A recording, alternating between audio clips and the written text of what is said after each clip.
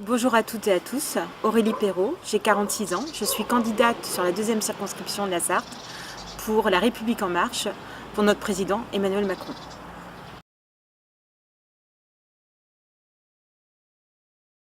Alors j'ai identifié 5 priorités sur la deuxième circonscription. La lutte contre le chômage, la lutte contre la désertification médicale, contre la désertification des services publics, la lutte contre l'insécurité et l'éducation. Après, au niveau de la lutte contre le chômage, à Ruaudin, il y a quand même un bassin d'emploi qui est très intéressant, mais il faut absolument qu'on libère les énergies. Pour ça, Emmanuel Macron a plusieurs solutions. Il faut baisser les charges salariales et patronales. En baissant les charges salariales, on va forcément redonner un petit coup de boost à l'économie pour que les salariés consomment plus. Et en baissant les charges patronales, on va aussi contribuer à ce que les chefs d'entreprise puissent embaucher plus facilement. Après, il faut qu'on fasse un vrai travail au niveau de la formation sur notre territoire. Vous avez des entreprises actuellement qui ne peuvent pas embaucher parce qu'elles ne trouvent pas le demandeur d'emploi formé en face.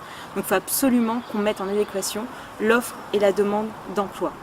Après, il faut aussi qu'on encourage l'embauche des personnes qui habitent les quartiers. Et ça, Emmanuel Macron y répond en créant les emplois francs qui proposeront une suppression des taxes pendant 2 ans. Voilà, donc les différents... Et il faut aussi qu'on travaille sur la mobilité du travail. Et ça, c'est un axe essentiel pour nos demandeurs d'emploi qui puissent accéder au bassin d'emploi qu'il y a au niveau de Ruaudin et de la circonscription. Alors oui, j'en ai même 2 en fait en tête. La première rejoint un petit peu ce que j'ai dit précédemment sur la mobilité et sur la désertification aussi des services dans les territoires ruraux. C'est-à-dire qu'actuellement, on a des demandeurs d'emploi qui ne peuvent pas se déplacer pour aller répondre à une annonce. Et à côté de ça, on a des associations qui font un super travail, qui proposent des locations de cyclos contre 2 € par jour. Alors cette association-là marche très bien sur le Mans, mais par contre n'est pas du tout présente sur les petits territoires parce que c'est compliqué d'avoir des bénévoles partout dans tous les villages.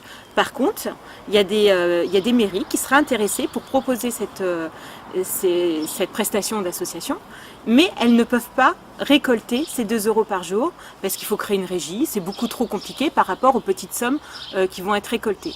Un autre exemple, il y a une petite boulangerie dans un village, forcément les boulangers partent en vacances pendant un mois. Pendant un mois, il n'y a pas de pain à vendre dans le village. Et il y a une mairie qui le fait, qui du coup fait un point de service de livraison de pain, sauf qu'elle n'est pas complètement dans la légalité, elle joue sur des textes, enfin c'est compliqué. Et ça clairement c'est une proposition de loi que je veux porter au Parlement, de permettre aux petites mairies de pouvoir encaisser des petites sommes pour aider à libérer des initiatives. La deuxième proposition de loi, alors c'est plus un accompagnement au niveau de l'éducation. Par exemple, vous avez beaucoup de jeunes à 15-16 ans qui ne savent pas ce qu'ils veulent faire, qui vont dans un secteur et au bout d'1 an ou 2 ans, ils s'aperçoivent que ça ne leur va pas du tout, ça ne leur correspond pas par rapport à leur caractère, par rapport à leur capacité de travail. On a énormément d'erreurs d'orientation dans notre pays. Donc moi, ce que je propose, c'est qu'à 15-16 ans, il y a un vrai bilan de compétences pour nos jeunes, pour qu'il y ait moins de problèmes d'orientation après.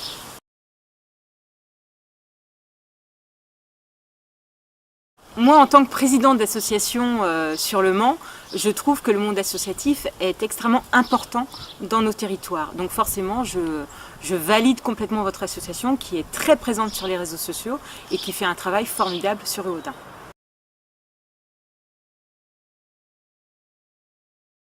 La première des inégalités en France, c'est une inégalité scolaire. Il faut absolument que nos petits Français apprennent de la même manière dans tout notre territoire et aient les mêmes chances. Ici sur Hauts-Audin, je pense qu'il n'y a pas forcément de grosses difficultés. Par contre, effectivement, sur la circonscription, il y a des quartiers prioritaires dans lesquels les enfants n'ont pas forcément les mêmes capacités d'apprentissage que dans les autres. Enfin, c'est pas des capacités d'apprentissage, mais ils n'apprennent pas dans les mêmes conditions que dans d'autres territoires au niveau de la circonscription. Il faut absolument, du coup, qu'on mette en place les classes dédoublées en CP, CE1 pour que les enfants puissent apprendre à lire, écrire et compter dans de très bonnes conditions et puissent suivre après une scolarité normale. Après, dans tous les autres territoires, on a la problématique de la prise en charge des enfants porteurs de handicap, qui est aussi une vraie inégalité. Actuellement, il y a des enfants qui ont des AVS de bonne qualité, qui sont performantes. Les AVS, c'est les personnes qui accompagnent les enfants porteurs de handicap dans les écoles. Et ces personnes-là, actuellement, n'ont pas de formation, ont un statut très précaire et sont embauchées parce qu'elles sont au chômage, pas forcément parce qu'elles ont vraiment envie de faire ce métier. Il faut absolument qu'on professionnalise le statut de l'AVS pour que nos enfants porteurs de handicap soient très très bien suivis et que l'enseignant qui les accueille puisse se concentrer sur sa classe et aussi sur l'enfant. La sécurité des personnes est effectivement un point essentiel en France et Emmanuel Macron veut répondre de deux manières. Déjà, il veut embaucher 10 000 policiers et gendarmes supplémentaires et recréer une police de proximité. Sur Hauts-Audin, je ne suis pas sûre qu'il y ait énormément d'incivilité. Par contre, on va avoir certainement des cambriolages. Et là-dessus, il faut absolument que l'on voit à notre échelle du territoire l'arrivée de gendarmes supplémentaires. Ça sera mon rôle de député, de vérifier que toutes les lois qui sont votées à l'Assemblée nationale, on les voit en réalité sur notre territoire. Après, pour la police de proximité, elle a été supprimée en 2008, ça a été une catastrophe. Il faut absolument refaire le maillage territorial sur nos quartiers. Parce que si vous avez une police de proximité qui est là au quotidien, elle va connaître les jeunes, elle saura détecter le jeune qui va un petit peu dériver, et elle pourra aussi agir dès la première bêtise en faisant une contravention, en éloignant la personne qui fait des incivilités, en l'éloignant un petit peu du quartier. Elle aura aussi des nouveaux moyens d'agir et ça va vraiment tout changer. Alors, la sécurité routière doit être aussi une priorité pour la protection de nos personnes au volant ou piétons ou cyclistes. Et là-dessus, on doit continuer à verbaliser les contrevenants d'une manière sans état d'âme et de manière assez systématique. Et il faut aussi qu'on sécurise encore plus les routes, aussi en faisant une bonne réflexion des routes, c'est aussi important. Il faut aussi accélérer et accentuer la prévention routière.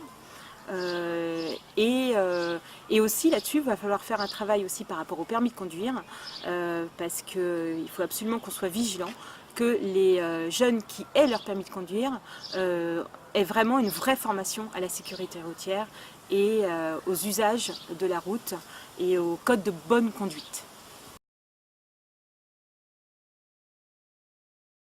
Moi, cette enveloppe-là, elle servira principalement aux associations. Nous avons des associations sur notre territoire qui sont absolument formidables, qui font un travail qui est essentiel à la création de liens, à l'emploi, à la sécurité. Il faut absolument qu'on aide nos associations de notre territoire. Donc l'enveloppe sera principalement accordée au soutien. Et je pense que je ferai aussi une partie de l'enveloppe sera dépensée avec les citoyens, c'est-à-dire que je demanderai l'avis de mes citoyens sur les circonscriptions par rapport à des projets, voilà, qui est une participation citoyenne pour désigner le projet qui plaît le plus sur le territoire, qui sera financé par l'enveloppe parlementaire.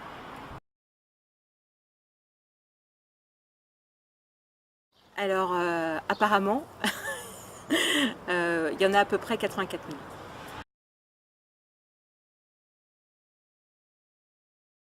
Pour moi, l'assiduité d'un député n'est pas une question, c'est une évidence.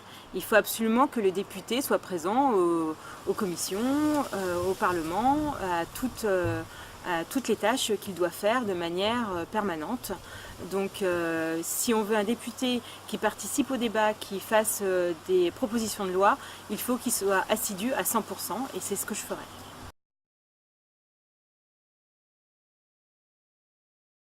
Alors déjà, je suis la seule candidate de La République En Marche pour notre président Emmanuel Macron. Je suis issue de la société civile, je ne suis pas une professionnelle de la politique. Je veux aller au Parlement pour pouvoir changer les choses à l'Assemblée nationale et que les personnes voient des changements positifs sur leur quotidien rapidement. Je veux mettre mon expérience de maire, d'enseignante, de présidente d'association au service de notre pays et je serai à 100% engagée dans mon rôle de députée. Alors, les bureaux de poste sont absolument indispensables à la population dans toutes les communes. Donc il faut absolument qu'on préserve ce service-là. Donc s'il n'est pas donné par la Poste elle-même, il faut absolument créer des maisons de services publics dans lesquelles les habitants pourront avoir un accès aux services postaux.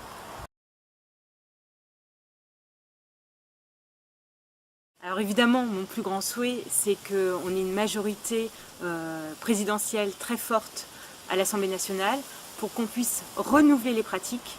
Nous serons, s'il y a une majorité présidentielle assez forte, très forte, on aura plein de nouveaux députés qui n'auront jamais fait de politique, qui seront là vraiment pour changer les pratiques, pour changer les choses et qui auront vraiment à cœur d'ouvrir une page blanche et d'améliorer la situation de notre pays, de travailler ensemble pour aller au-delà des clivages et pour réussir enfin à faire avancer la France.